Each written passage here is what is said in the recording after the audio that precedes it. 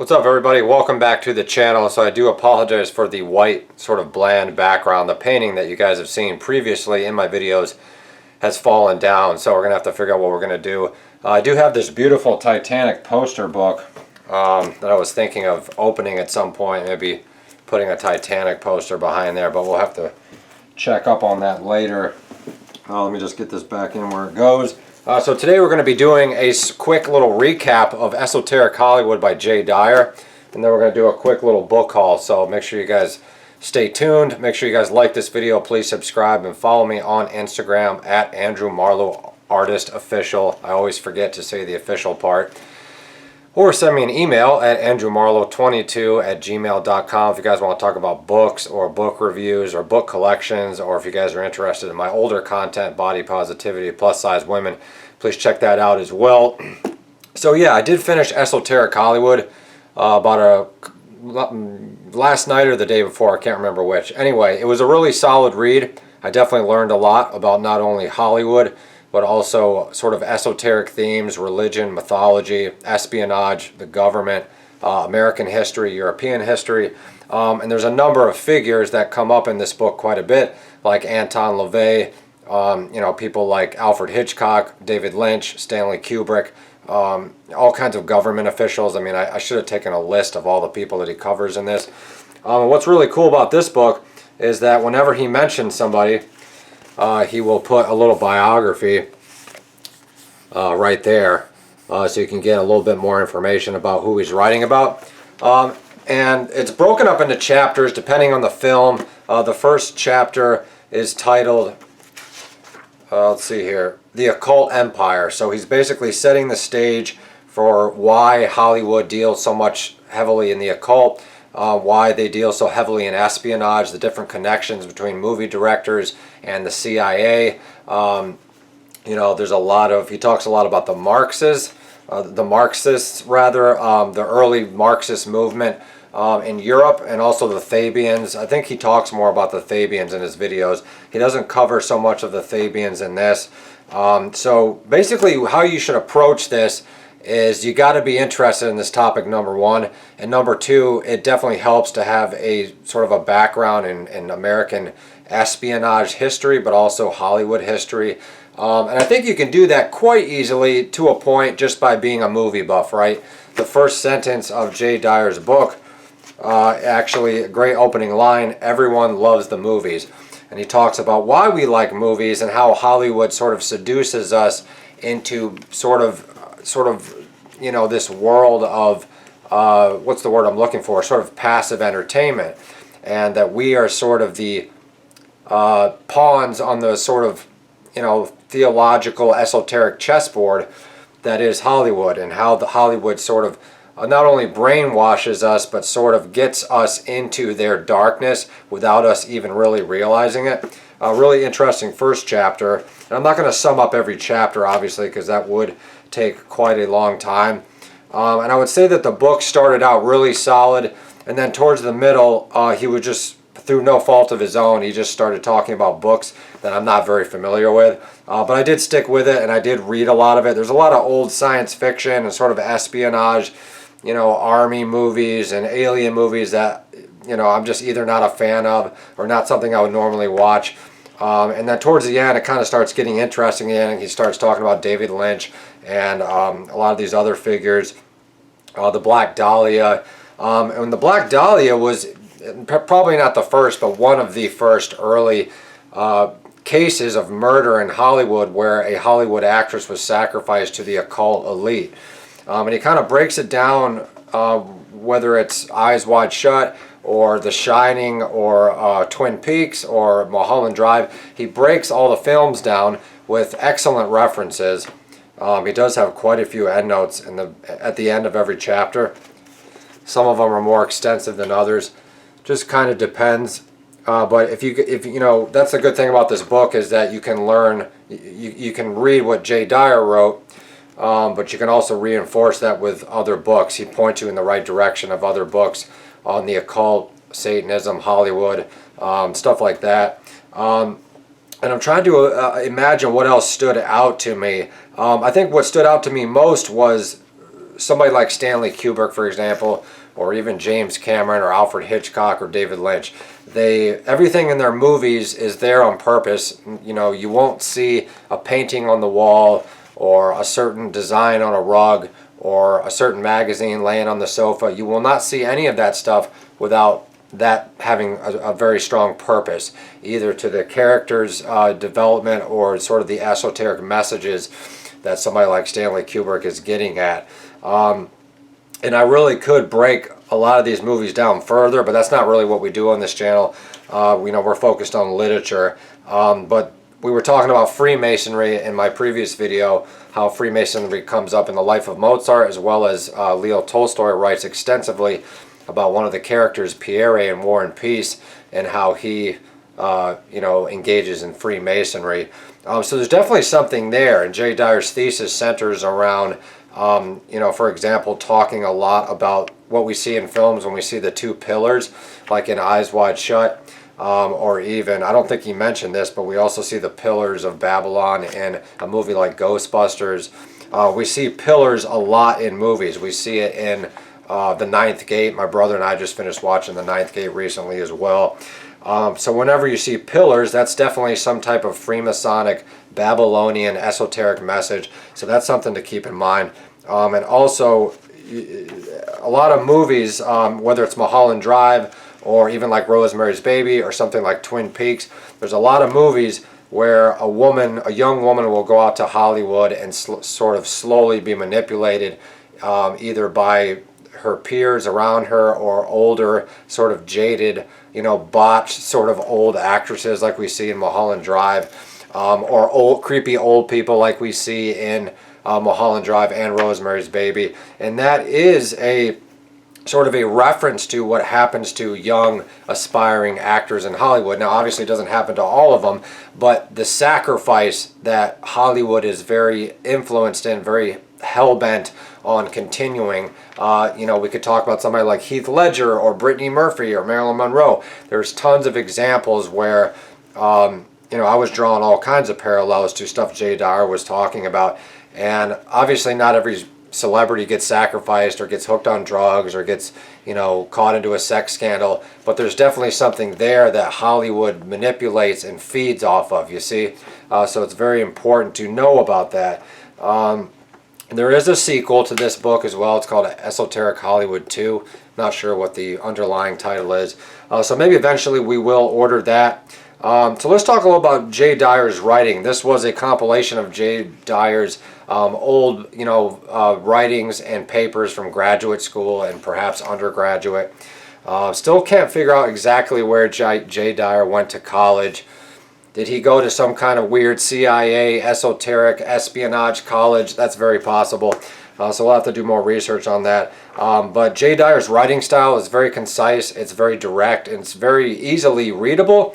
The only thing that I would say, which is just something that you know, was a fault of my own, is I don't have a huge background in espionage and politics. I would say that I'm pretty well versed in films and, you know, esoteric themes in Hollywood. You know, the Illuminati, Freemasonry, Satanism, Anton LaVey. I'm fairly familiar with that stuff. But I'm not very familiar with sort of espionage and, you know, mind control, people that, you know, were engaged in mind control and the different systems and the different sort of crusades or the different operations that went into mind control on a military, industrial, sort of political level.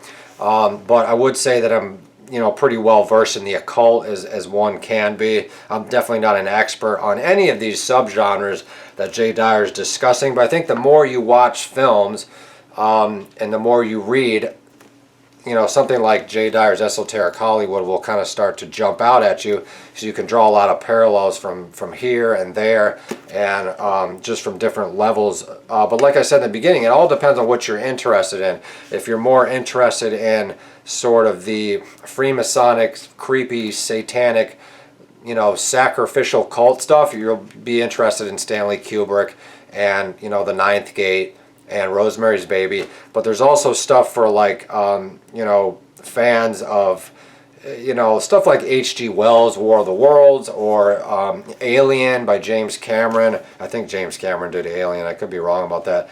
He talks about films I just haven't really gotten into, like Minority Report. But let's talk a little bit more about Jay Dyer's writing. His writing is very good, I would say.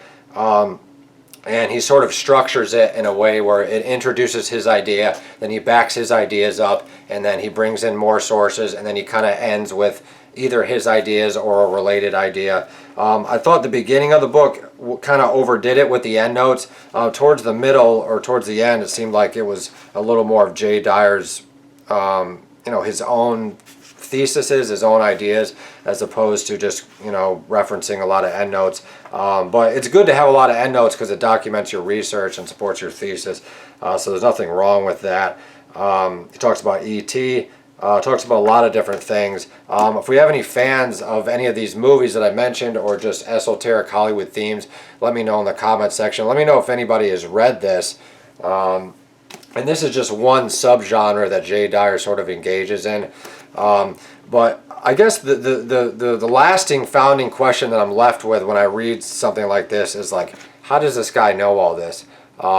Is he some type of intelligence agent's asset? Some type of CIA agent himself? I do think it's possible. It is kind of difficult to find information on where Jay Dyer went to college and stuff, which I find kind of odd. Kind of like the same thing with Robert Seffer. I do like Robert Seffer's work. But there's a lot of, it begs the question, if somebody is an expert on espionage and CIA and occult symbolism, that just doesn't come out of a vacuum. Where do these people learn this stuff? It must have been very difficult to do scholarship on this type of stuff before the age of the internet. Maybe the internet was more structured back then when Jay Dyer was going to college. Maybe in some ways it was easier to find this kind of stuff because there was not as much of it, and you could cipher through it a little bit better. But I get the impression that he's read a lot of books, which is really good. But where did he form these ideas? He did used to work for Alex Jones and stuff, which is kind of a little bit of an alarm bell that goes off in my head. So these kind of books and these kind of YouTubers, it begs the question, who is sort of behind them, because they just all of a sudden they blow up overnight and they've got all these followers and all these subscribers, and we are very happy for them. But it does beg the question, who are these people? Are they sort of, talking from an inside sort of perspective? Are they shedding light on conspiracies that they are involved in? It's very possible. Even somebody like KJ from The Scariest Movie Ever, he claims he used to work in Hollywood and all this stuff. But there's something even about his channel that comes across as maybe some type of controlled opposition, perhaps. And I do think that a lot of these esoteric, this is kind of how the CIA works. They just unleash these sort of weird people into society, whether it's YouTube or Facebook or whatever social media platform they're hijacking, and perhaps they're spying on all the public that is interested in this kind of thing as a form of sort of studying the occult and esoteric espionage and conspiracies. They want to know who's into that kind of stuff, right? They want to know who's reading that kind of stuff. So maybe, Jay Dyer is some type of intelligence asset. That's neither here nor there. I do think it's possible, but he is a good scholar. He's a very well-read scholar, very solid scholar, and a very good writer. So is there anything else that we should mention about esoteric Hollywood? I think in order to get into it, you just have to watch a lot of movies. But having said that, you have to watch a lot of movies on sort of the esoteric espionage side of things. But there's probably a lot of movies that you've seen that you may not think are even related to those topics, where those topics are infiltrated deeply into those movies. So it's definitely something to consider. Even something as simple as trying to pick a movie here. Something as innocent. Let's look at the index to see how he breaks down the movies here.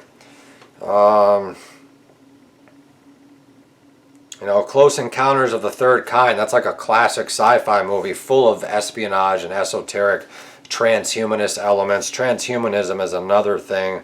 Minority Report. That's kind of like an espionage action movie with Tom Cruise. Let's see here. Ridley Scott's Legend, you know, a lot of those kind of like superhero type movies, Blade Runner, Prometheus, you know. So Diamonds Are Forever, he goes into, in part 4, he does a deep dive into all the James Bond movies as well as the James Bond novels.